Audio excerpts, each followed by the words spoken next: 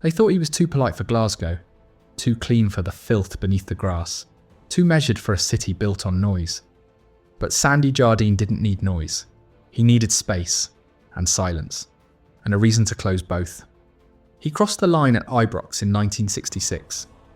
A Hearts fan, an Edinburgh lad, a stranger in a war that wasn't his. But Rangers knew what they were doing. They weren't signing a local. They were importing discipline. In a club that burned hot, Jardine ran cold. He walked like a centre-half, trained like a midfielder, and defended like he was the last man alive. Right back, sweeper, striker when needed. Rangers had a utility man, but Glasgow saw something else. A soldier who never lost his head. No haircuts, no headlines, just numbers. 674 games, 77 goals, and zero interest in becoming a celebrity. His debut came without fireworks, but within months he was in the fire. Old Firm derbies, European nights, full-blooded Saturdays on Scottish mud. And he didn't flinch once. He didn't raise his voice. He raised his standard. And in a team full of warriors, he became the wall. Not just between opponents, but between Rangers and collapse. By the time people noticed him, it was too late. He wasn't rising, he was already inevitable. For the men who didn't beg to be remembered, subscribe. To the legends buried in silence. They sent Jimmy Johnstone at him first, a winger built from static and smoke. Red hair, fire feet, no mercy, Celtic's chaos. Glasgow's wild card. Jardine didn't flinch. They faced off across decades. Jardine in blue, Johnstone in white and green, the city foaming, the stands frothing. And still he stood. There was no fear in Jardine's body, no panic in his feet. Only the quiet calculation of a defender who knew. If he slipped once, it wouldn't be just a goal. It would be headlines. It would be division. It would be war. He didn't stop Johnstone every time. Nobody did, but he stopped him enough to be remembered. And more importantly, he never lost himself in the madness. Then came Kenny Dalglish. Not fire, not chaos, but ice. A ghost with vision. He didn't dribble through defenders. He drifted past them like they weren't there. Dalglish was never loud, but his silence cut deeper. Jardine marked him across Old Firm bloodlines, on Scottish mud, under Hampton lights, in games where one mistake became a decade-long echo. And he matched him. Every sprint, every feint, every inch, measured. Absolute. He wasn't trying to be the hero, he was trying not to fall. And somehow that made him mythic. The duels were vicious, but the respect was real. Jardine once said of Johnstone, "There was appreciation, even from Rangers fans. Jimmy was that good." That's who Jardine was. Not the loudest, not the most decorated, but the one who stared legends in the face. And didn't blink. It was the 2nd of January 1971. Old Firm, Ibrox New Year, packed terraces, steel barriers. The kind of day that wrote headlines before kick-off. The game itself meant nothing in the end. But the final whistle didn't bring relief. It brought death. Stairway 13. 66 people crushed in a single choke of concrete and panic. Boys, fathers, friends. Their bodies tangled in a collapse nobody saw coming. Inside the dressing room, Jardine had just stepped out of the bath. Steam in the air, mud still on his skin. Then chaos. He's pulled out half wet, half dressed. Not to play again, but to stand in the hallway while they carried corpses past his feet. He'd played a football match. Now he was inside a mass funeral. We knew people were dying while we were getting dressed. I didn't feel like a footballer anymore. I felt like a witness. Sandy Jardine, recalling the Ibrox disaster. They said he was lucky he didn't see more, but Jardine didn't need to see. He remembered everything. The sound, the silence, the way time stopped. In the weeks that followed, he went to funerals, especially the ones for the kids, and he never spoke loud about it again. But he never shook it off. From that day on, Ibrox wasn't just steel beams and chants. It was ghosts. Every game after that, Jardine played with them beside him, in silence, in shadow. He didn't use it for inspiration. He used it for restraint. When others played to win, he played not to waste what had been lost, and he never said that out loud. Because he didn't have to. Everyone who knew, knew. They said Rangers weren't built for Europe. Too direct, too stiff, too Scottish. And men like Jardine, too clean to cope with genius. So they gave him Bayern Munich, Beckenbauer, Müller, black boots and German steel. He didn't flinch. Then came Cruyff, Ajax, 1973, Super Cup, the smartest man football ever built. Cruyff didn't sprint, he floated. He bent space, he turned matches into math. And still, Jardine read him, not with flair, with timing. Photos still show it. Cruyff twisting, Jardine sliding. Boot extended. Clean. Then came Johnny Rep. And Neeskens. And a Dutch system that played like clockwork dipped in acid. Rangers held the line. But Europe never forgot how far they were outclassed. Except, in 1972, they weren't. Jardine played every match of that Cup Winners' Cup run. Scored in the semi. Started the final in Barcelona. Rangers 3. Dynamo Moscow 2. A miracle. Until the fans stormed the pitch, a trophy lifted, a ban handed down. UEFA barred Rangers from defending their crown. Scotland's proudest night turned into paperwork and punishment. Jardine said later, "It should have been the greatest moment. Instead, it became something we couldn't even talk about." He never rioted, never screamed. He just walked off the pitch, with a medal wrapped in silence. The noise had stained the glory. And like always, Jardine was the one left carrying it. The banners changed, the managers changed. But Jardine never moved. 171 consecutive games. Turf like cement. Tackles like gunshots. No sports science, no days off. No rotation policy. Just a defender who showed up every week like it was duty. He didn't ask to be captain. He didn't need an armband. His consistency was leadership. While others rested, he absorbed. While Rangers stumbled, he ran harder. The city was at war with itself.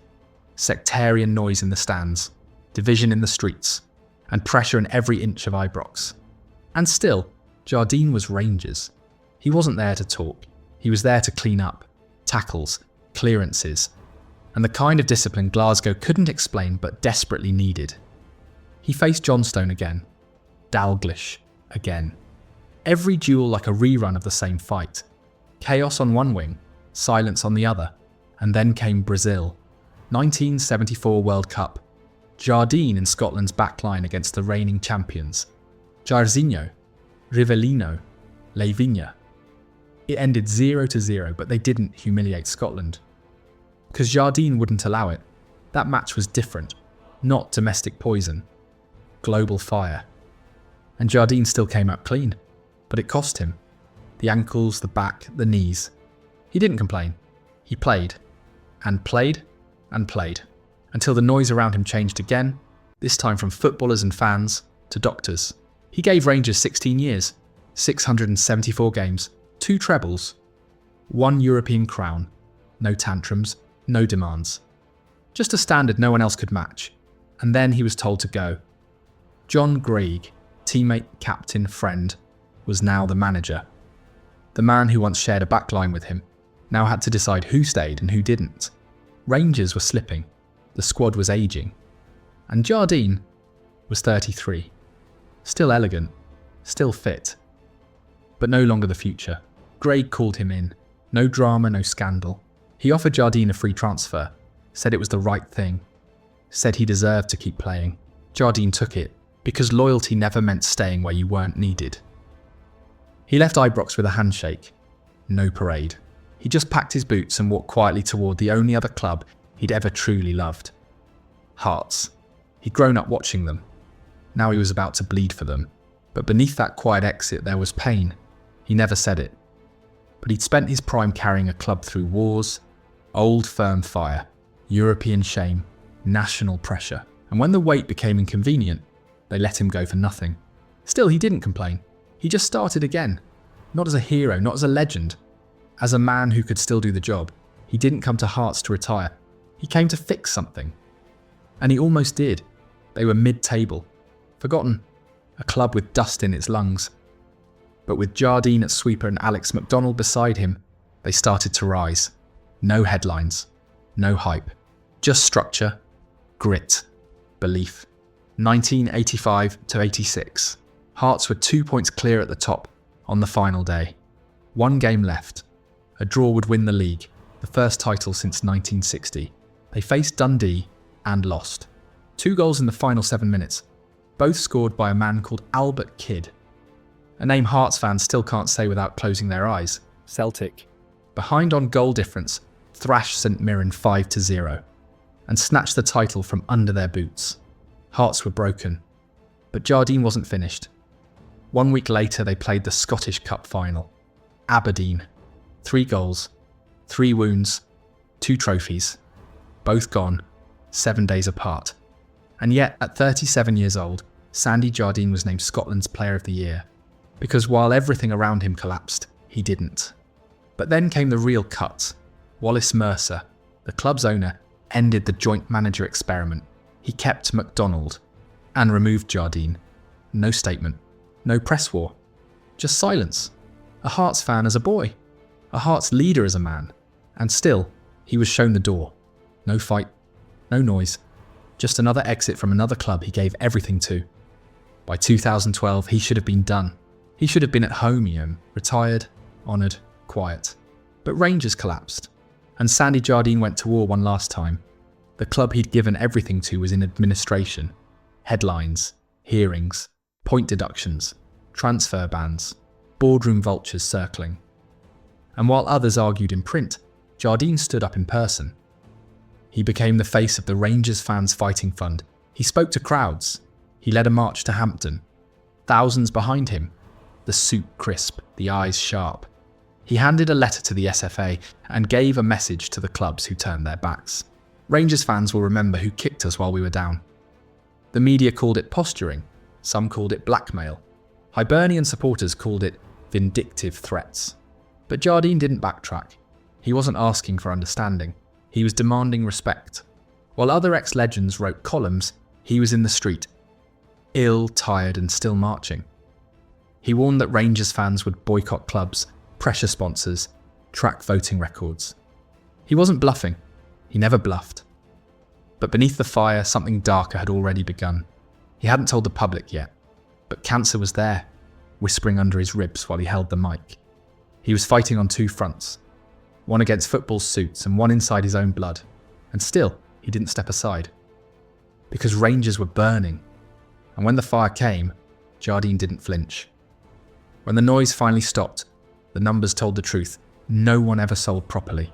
638 league appearances, 45 league goals, over 1,000 senior games across all competitions, 451 league matches for Rangers, 187 league matches for Hearts. A right-back who played like a midfielder, a defender who scored when it mattered, a man who never hid behind position. For Scotland, 38 caps, 2 World Cups, captain when asked, silent when ignored.